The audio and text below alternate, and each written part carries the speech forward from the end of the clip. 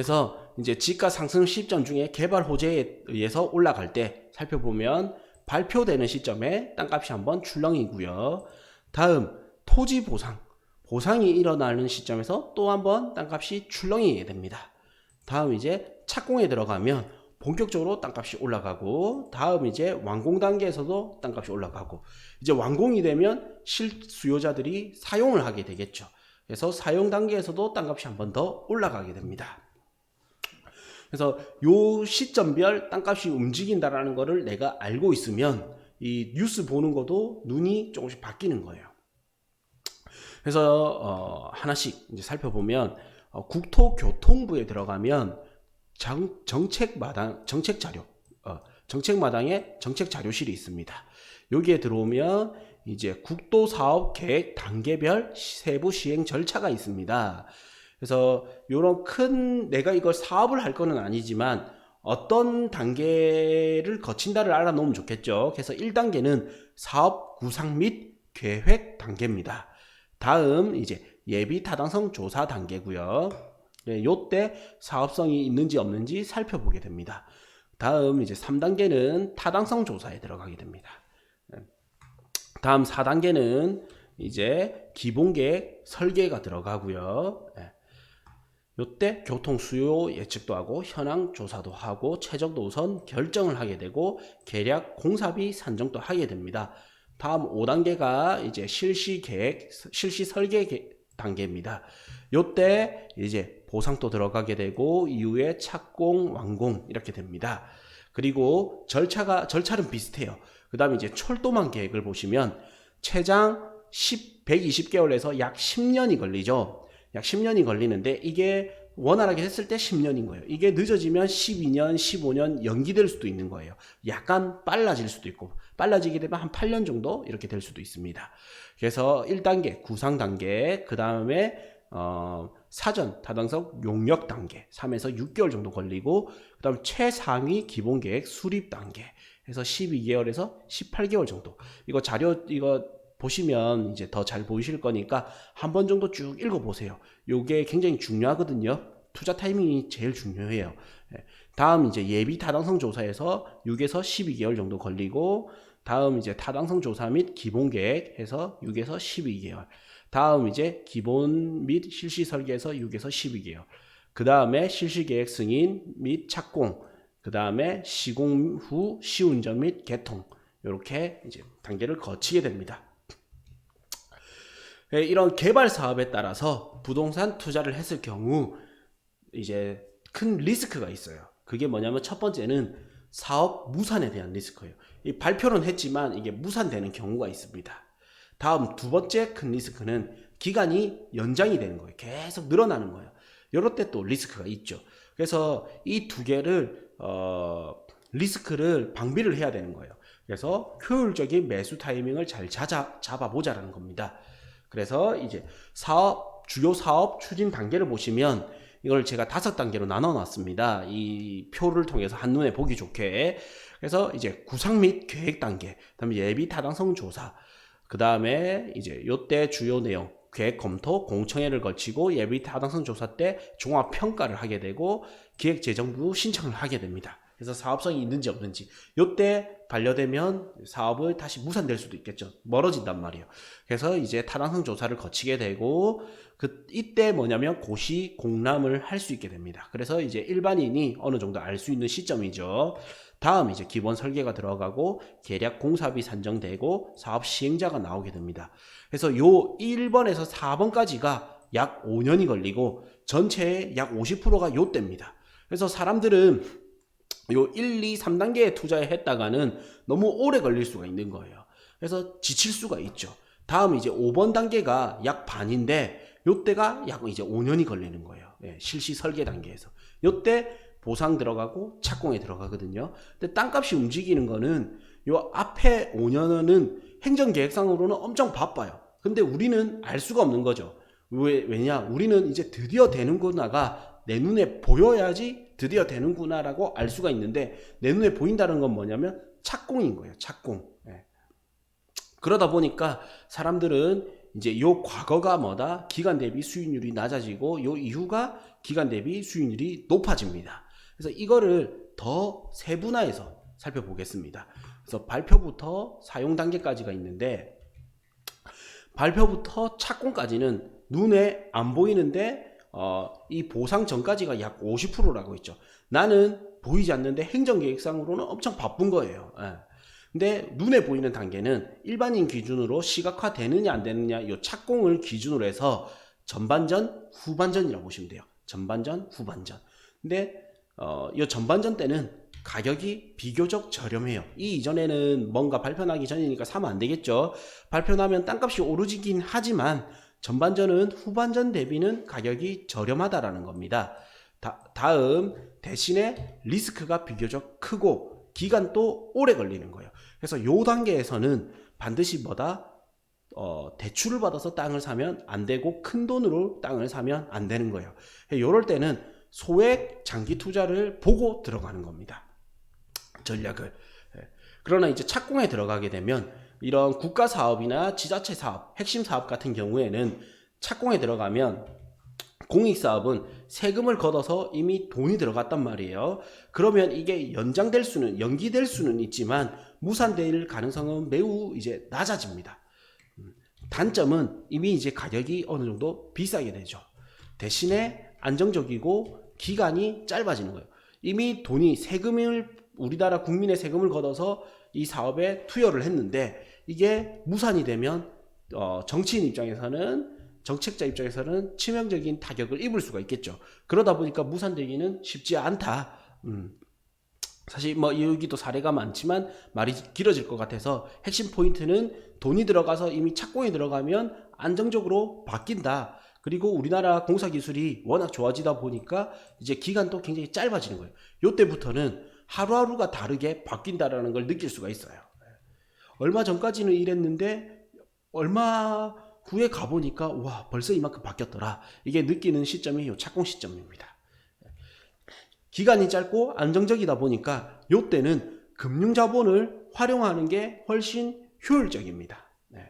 그리고 이제 완공 후에는 실수요자에 의해서 움직이는 시장이다. 그러다 보니까 가격이 이제 많이 비싸진다. 이렇게 볼 수가 있습니다. 그래서 이제 내가 투자를 하신다면 소액 투자면서 가장 안전하게 들어갈 수 있는 부분이 언제냐면 보상 전 단계입니다. 이제 보상이 들어가면 돈이 풀리기 때문에 땅값이 이제 이때부터 본격적으로 움직이기 시작한단 말이에요. 요때 이제 소액 투자로 해서 가장 안전하고 소액 투자로 들어갈 수 있는 타이밍은 보상 전 단계입니다. 그 다음에 이제 기간 대비 수익률이 가장 높은 시점이 착공 전 단계, 그 다음 완공 전 단계입니다. 요 두 개 시점이 기간 대비 수익률이 가장 높아요. 투자금은 조금 들어가지만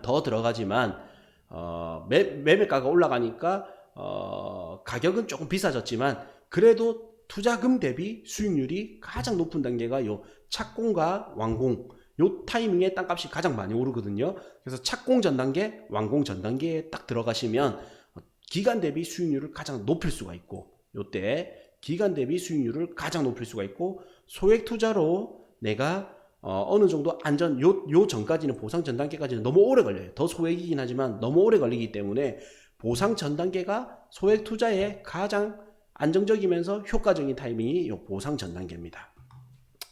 다음에 이런 거 있죠. 어떤 지역이 개발된다고 하던데, 저는 이제 요 개발지를 가보면 신도시가 들어오거나 산업단지가 들어오거나 이럴 때 이제 크게 구역 지정을 하고 이제 땅부터 쫙 밀잖아요. 그 다음에 뭐를 하냐면 안에 도로를 착착착 그런 도로를 이제 만듭니다.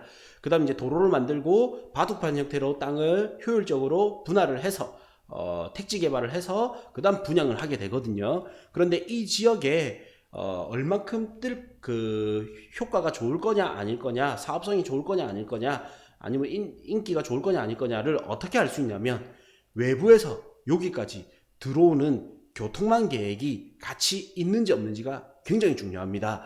그래서 3기 신도시 내용을 보시면 두 가지 포인트가 있어요. 이 1기, 2기 신도시를 거쳐보니까 이제 정부에서도 이런 신도시들이 인기가 좋고 발전이 빠르더라가 나왔단 말이에요. 그게 첫 번째가 뭐냐면 자급자족입니다. 자급자족. 그래서 이 신도시가 들어올 때 얼만큼 일자리가 받쳐주느냐, 직주근접이 되느냐. 그래서 자급자족. 두 번째는 교통망이에요. 그래서 3기 신도시 계획을 보시면 자급자족과 교통망을 같이 들어가죠. 그래서 이 교통망이 인근의 구도심이 얼만큼 접근성이 좋고 인근의 구도심과 연결되는 이 구도심이 인근에 있는 도심이 얼만큼 인기가 좋느냐가 중요한 거예요.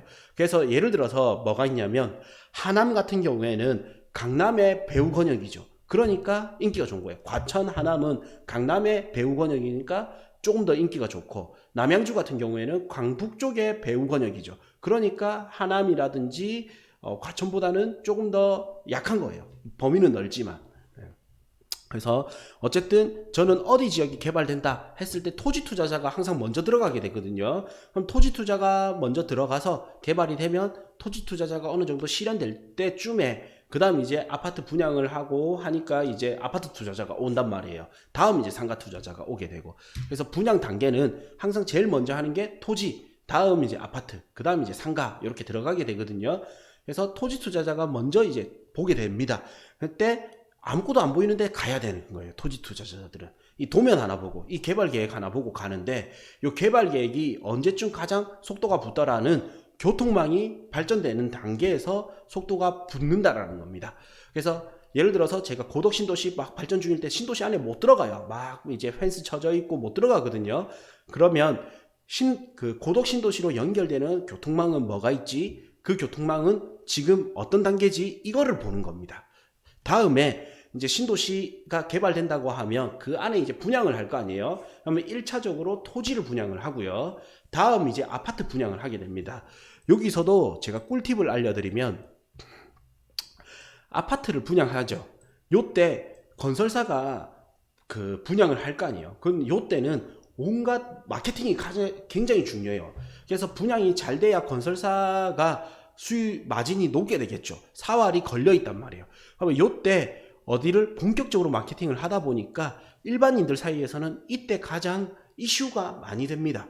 그래서 토지를 사놓고 아파트 분양할 때는 나는 가만히 있더라도 내 땅은 땅값이 움직이는 거예요. 아파트 건설사가 계속 홍보를 해주기 때문에.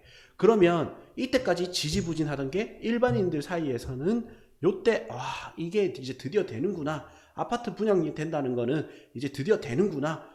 이렇게 어느 정도 확실성도 들어오게 되고 홍보도 되기 때문에 요때 또 한 번 땅값이 올라가는 거예요. 땅값이 오르게 됩니다. 예를 들어서 어떤 경우가 있었냐면 2019년 조정대상구역이 해제되기 전에 부산은 경기가 안 좋았습니다. 그리고 특히 이 중에서도 부산의 해수동이라고 하죠. 해운대구, 수영구, 동래구가 있는데 다른 지역은 더 커요. 이 동래구가 입주 물량이 많았었단 말이에요. 그래서 아파트는 경기가 안 좋은데 땅은 동래구에 아파트 분양을 하니까 너도 나도 건설사가 홍보를 하는 거예요. 그래서 동래구의 땅값은 많이 올랐어요. 경기가 안 좋은데도 불구하고 입주 물량이 많아서 더 안 좋았던 거예요. 그런데도 불구하고 땅값은 올라버렸던 거예요. 근데 만약에 경기가 어느 정도 좋은 데서 아파트를 분양을 한다? 더 많이 올라버리겠죠. 그래서 아파트 분양하는 시점에서 건설사가 홍보를 하기 때문에 그리고 일반인들 사이에서는 드디어 되는 거다라는 이제 어느 정도 가시화가 되고 믿음이 보이기 때문에 쌓이기 때문에 요때 땅값이 다시 한번 오를 수 있는 거예요. 그래서 아파트 분양 소식에 의해서 땅을 사놓는 분들이 수익률이 더 높아요. 상승률이 더 높단 말이에요. 요거는 이제 신도시도 마찬가지고 재개발 지역 있죠. 재개발 지역들도 마찬가지고요. 이 재개발 지역에서 최소 1000세대 이상이 들어와야 힘을 받기 시작하는데 2000세대, 3000세대가 이렇게 모여서 들어온다면 더 힘이 커지게 됩니다. 이거는 매우 중요한 시점이에요. 다음 이제 상가 분양하는 경우 있죠. 요때는 이제 살짝은 후반부다.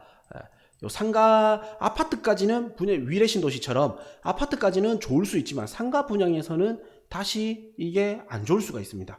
신도시 상가 같은 경우에는 이 분양 시점이 너무 빠르고 그 다음에 너무 조금 비싼 편이죠. 뭐 다 그렇다는 건 아니지만 대체적으로 그래서 주의가 필요하죠. 신도시 상가 이런 거는. 근데 이 신도시 상가가 그러면 비싸고 하기 때문에 이 비싼 가격에 세를 맞추기가 힘들어요. 그러면 공실이 생기게 되고 그러면 생각보다 여기에 대한 사람들의 인지도가 떨어질 수도 있는 거예요. 그래서 상가 분양을 할 때쯤 되면 요때는 내가 B급 매물은 어느 정도, B급 상품은 어느 정도 이제 요때는 손바뀜, 그러니까 매각을 하는 게, 매도를 하는 게 좋을 수도 있겠구나, 이렇게 볼 수가 있어요. 그래서 제가 그동안 돌아다니면서 느꼈던 거를, 실제 투자하고 답사를 다니면서 느꼈던 거를 조금 최대한 쉽게 이제 이렇게 좀 풀어드렸습니다.